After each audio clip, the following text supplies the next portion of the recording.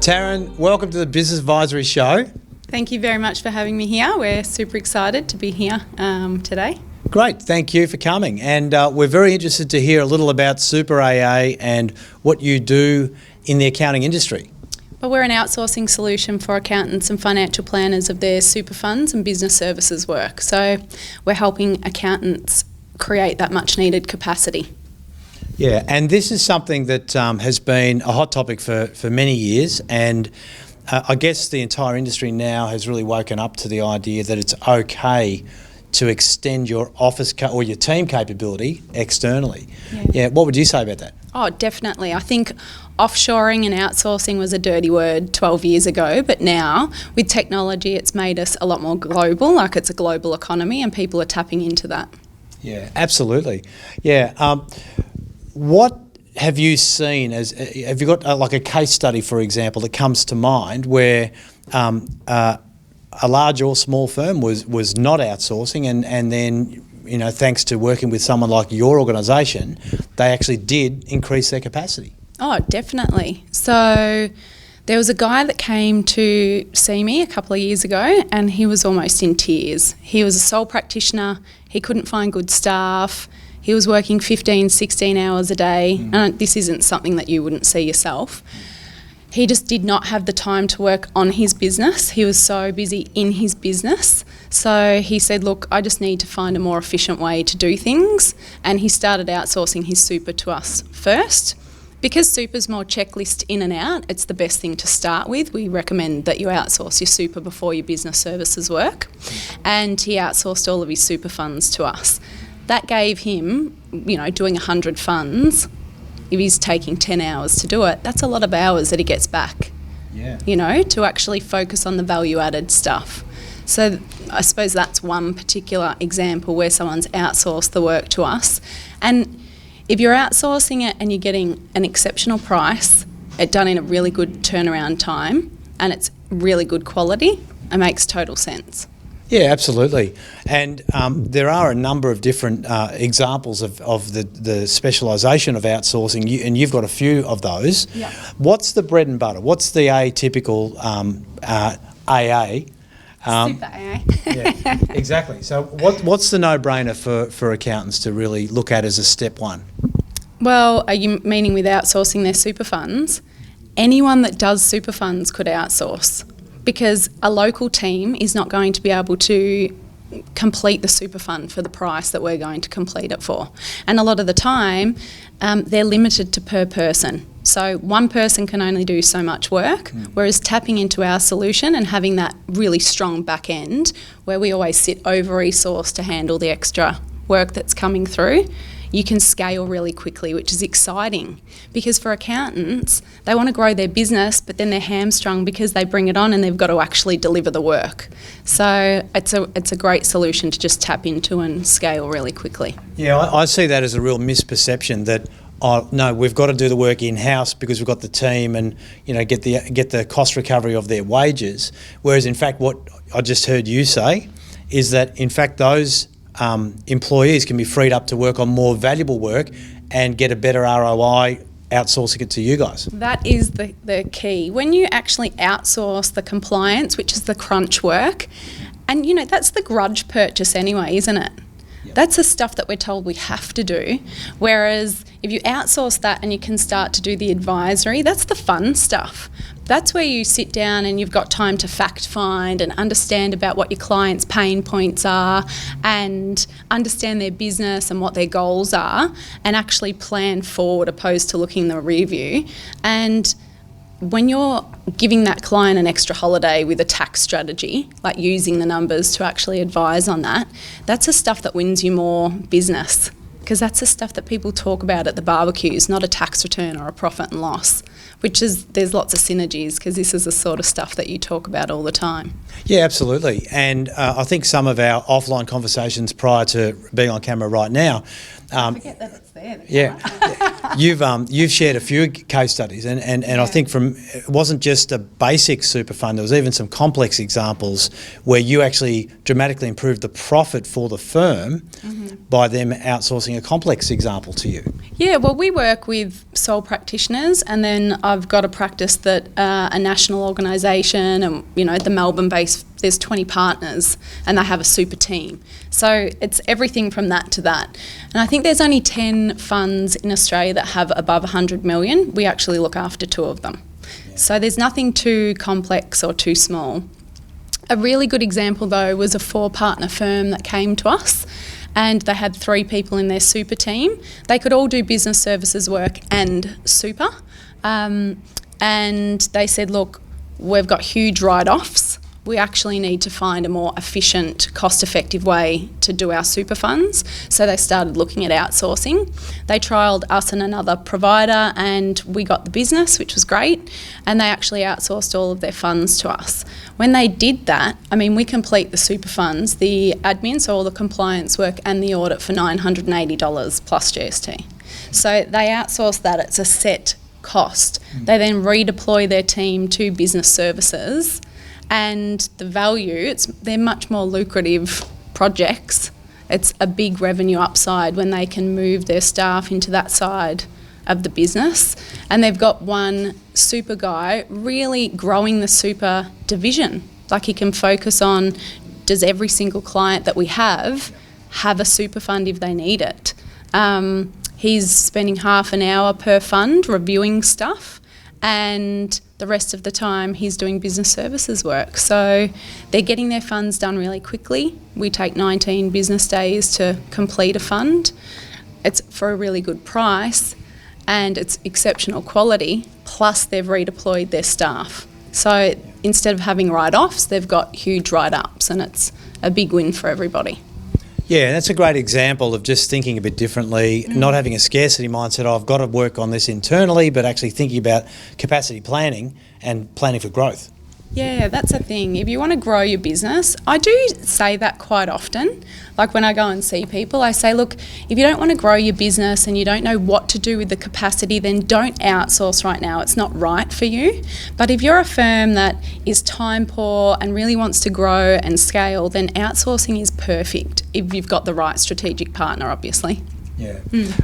What else do you see happening in the industry? What do you foretell, or some of the trends that you see that are becoming more and more important? Well, I think automation and technology, you would see this with some of the people that you're talking to on your show, that's really changing the industry. And by nature, accountants don't love change. So I think that's something that they've got to be mindful of, that if you don't adapt quickly, you might be left behind. The other thing is there seems to be a lot of collaboration, mergers and acquisitions, just to get that scale quickly and grow. That's the other direction we're noticing seems to be ramping up. Yeah, I would agree with that. That we'll see more and more, particularly when there's a perceived value-added combining of strengths. So you might be good at property, I might be good at business advisory, and before you know it, so we'll join forces. Yeah, and what's happening in with the education piece and the Royal Commission, the planners seem to be coming together with the accountants, which they've sort of steered clear of one another in the past. So we're noticing that too. Yeah, absolutely. What do you experience around team culture and some of the things that, again, we were talking about out there, planning? Very similar with the boards and stuff. Continue. Yeah. Sometimes what I think happens is that the profession itself longs to do business advisory, longs to move into more value-added space, but is not necessarily learning to understand how to apply that internally to build a better team and actually create a more fun, vibrant and exciting and progressive culture as a workplace. What's your workplace culture like, and is that a good example of how, if you want to build a better business, you've got to actually learn how to do some of that stuff internally? Yeah, look, this is the stuff that we support our clients with. And our culture's phenomenal. Like, it's very Google-esque in our office. We've got a golf simulator, a pool table, a dart board. We've got lots of stuff like that. And it's not just a game centre, But Mike wanted us to have a workplace where we came to work and loved where we worked. We were proud of it. He also said, if you don't have trust within your organisation, you don't really trust one another, then you're not vulnerable and you're not open and honest. So our culture, we all have to play one another at the different facilities, and it might be that me and you are besties, but I never hang out with Mike over there. And this way, we actually have to play one another. And when you're playing a game of pool or a game of table tennis, then you get chatting with your opponent or your partner, and you actually get to know one another a bit better. So, I think there was a stat from Amy De Silva, I think that's her name, and she said that high trust organisations that have high trust within their organisation are 300% more profitable. Yeah, and that's so true. And if you look at any of the work from Jim Collins and Jerry Porras, and from Good to Great, Built to Last, those two great books, bestsellers, it's all about great leadership culture transforming into trust and empowerment to believe you can do a better job. Mind you, if Niraj behind the camera, if he bowled a bouncer at me with a full pill brand new cricket ball and, bruised the body, right, the temple, then, the trust factor would be be under scrutiny, wouldn't it? Yeah, so we'll think about that, Raj. We'll have a hit in the nets one day. Yeah. No, so culture's something that we talk about, that when you outsource and you've got time, it's not just business advisory, but it's working on culture, systems, process. It's so important. So we share that sort of information with our client base. So we get them into the office. We get them to see how we operate. It's a flat management structure. There's teams. Everyone gets the opportunity to govern. So they're all learning different skills. There's no hierarchy. It's very based on team sport, which I don't think a lot of businesses do. No, they certainly don't. That's right. And I think that for our smaller firms that are looking to grow, this is sometimes a bit overwhelming to hear these great stories, because it's, that's fine. But the danger is, and think about this for your clients in business advisory, if you want them to become successful, they've got to do the things that successful businesses do. Right? We don't have to be great to get started. We have to get started to become great. Yep. Yeah. So sometimes taking the first step is the hardest. Yeah. Because you are overwhelmed and you don't know what you're doing. But that's where you come in handy. It's amazing. Absolutely. This is the guidance that you're giving these people of take the first step. This is number one. This is number two. It's tried and tested and it works. Yeah. Because if we are a small business and a small firm, then surely having a crack at outsourcing might be a way to gain some capacity. Oh, definitely. Good staff are really hard to find. That is the main complaint that I'm getting from people. So you hire them and you're training them, and then for $5 extra grand, they're disappearing down the road. So outsourcing allows you to create that capacity, not worry about the interviewing and the training and all the drama, and really focus on your good people and developing them and paying them more, because you're all making a lot more cash and you've got a lot more time. Yeah, absolutely. Yeah. What are the other things that you think are stressful these days for accountants or advisors, given it's 2020 next year, the world is changing? Don't talk about 2020. It is coming at a rapid rate, isn't it? It's like 12 weeks away. I can't believe it. Yeah, absolutely. So what do you see that also is stressing out the industry at the moment? It's the regulations, what's come on the back of the Royal Commission, the extra education that people now need to do to provide the same amount of advice is slightly crazy and frustrating. The compliance as a result is insane. So all this extra work that's needing to be done that you can't necessarily on charge for, that's stressing people out, and finding good people and staying up to date with all the technology that's available. Yeah. I think that's really the main stuff that I'm seeing on a day-to-day with my clients anyway. Yeah.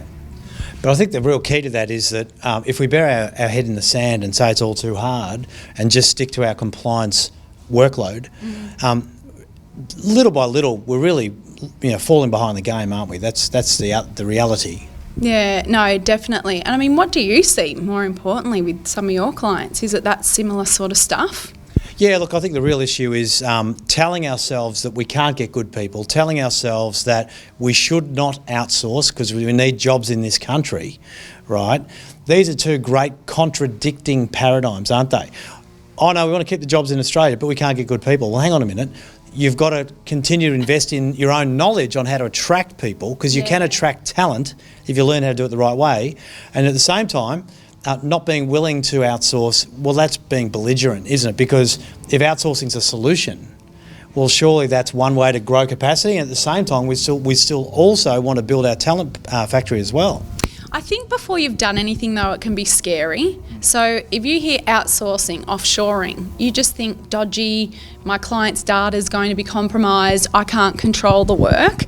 But the reality is that when you outsource to firms like us, we're ISO accredited, so our security is next level. Like, you have to fingerprint into the office. There's no personal belongings in there. They're ghost terminals. They're paperless. Like, so security-wise, the data's probably safer in our Vietnam office than it is in Australia. The control aspect, people are really worried about the control, but they're still the lodging tax agent. We're just a labour resource for them to do the work. So they're still reviewing it like it's a staff member, going over everything and making any adjustments before it goes out to the client. So they're still controlling it from start to finish. So I think when people get over those initial concerns that they have about outsourcing, and they should just trial it.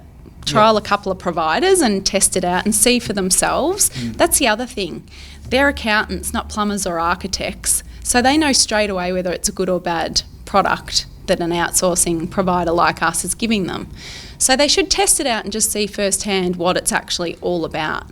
And I think if they trial it and they get over those concerns, then they can see the benefit. Yeah, and I think I'm not out of school when I say that I believe in a rumour that you might have hit a milestone of over 10,000 super funds too. Yeah, so last year we actually processed, I think it was about 8,500, and with the signed SLAs this year it's going to be in excess of 10,000, which is exciting. 10,000 super funds. So if you are an accounting advisory firm out there and you're worried about quality control, it's a great place to start, is one trial fund with a provider doing 10,000 already. Well, I often ask accounting firms, how often do you do training? And really, accounting firms are a GP to the business world. They've got to be across so many different topics. All we do is super at Super AA, and as you said, we're going to be doing in excess of 10,000. These guys break down every single aspect of super, and they have training sessions on every single aspect of it. And that's week one, and then week two they have to pull a name out of a hat and provide training. Like, if your name gets called, you're presenting to everybody. So guess what? There's no nodding off at training time. You're asking questions, you're thoroughly understanding it, and they have that for beginners, intermediate, seniors, and it doesn't stop all year round. So it's just constant, ongoing training. Mike really believes in investing in your team, so I suppose that comes back to the cultural aspect of our business, that you focus on your team first, and they focus on the clients. You retain the best talent and you retain your clients, which is key. Yeah, and I'd just like to give our viewers and listeners a tip from an advisory point of view. Like, moving into business advisory, if you're not seriously investing in your super as a division of your business, then you're leaving massive opportunity from an advisory point of view off the table, because intergenerational wealth transfer, the ageing population, superannuation is going to continue to be so critical to business owners, entrepreneurs, everybody, not just a property investor or a tax return, from a traditional H&R Block I return. So these things are so critical. So the tip is, get your super in order, trial an expert organisation. Yeah. Yeah, definitely. And I suppose that's the other thing, you raise a good point. Super is so specialised these days that it makes sense to actually outsource it to a specialist. So we can support you. the CGT relief when that came in, or T-bar reporting. We actually blast it out to all of our clients. We run them through exactly what it is, what are the dates that it's all due, how's it going to work for them, what does it look like, here's a breakdown of it, would you like us to come and present to your team and train them so they're up to speed? So any of the changes, you're across them before they've been made, and you're not searching for the information. Because that's the other thing, isn't it? You've got a super team, but they don't do a lot of super funds, and they sort of do business services as well. And then you find out after the fact and you're like, oh my God, that is relevant to half of my client base and I haven't done anything. And you're constantly behind the 8 ball. Whereas outsourcing, people are worried about losing a skill set initially. But when they outsource, they end up saying to me, wow, it's actually enhanced our division because of all the support and the training that you give us. Yeah, no, that's such a critical point, isn't it? Because it's too easy to perceive what you're hearing on a show like this as an accountant and go, oh, no, that's not where I want to go. But you're actually saying that it actually enhances the division. So you can actually build a bigger superannuation division by actually having an outsourced team as part of your expert advisory panel to your business. Yes. To grow it rather than to lose it. Yeah, because that's the first perception. Oh, we're going to lose that skill set. Our team aren't going to understand it anymore. They need to physically do it. And I asked the partners, when was the last time that you physically did a super fund? They're like, oh, I don't pick up super funds anymore. I don't do them. I say, that's right. So as long as you're keeping a couple for them to keep, fresh and figuring it all out, you don't need to actually be doing the work all of the time. Yep. Finder, minder, grinder. Politically correct, leader, manager, employee. Yep. No, it's good. So you can scale really quickly. You've got that time. That's what I say to people. We all want more time, and that's what outsourcing does in an instant. Yep. So that sole practitioner that came to me in tears, he was, working like a dog and had no time to actually focus on his business, outsources, and he's got time to actually implement good systems, process, and advise his clients, ask the questions. There you go. And it's so simple. You're not losing control. You're in fact elevating your ability to leverage and grow that division profitably, make more money in less time with a third-party expert organisation. Yep. It's exciting. Yeah, absolutely. Taryn, thanks for coming on the show today. No, it's been so good to be here. Thanks for having us.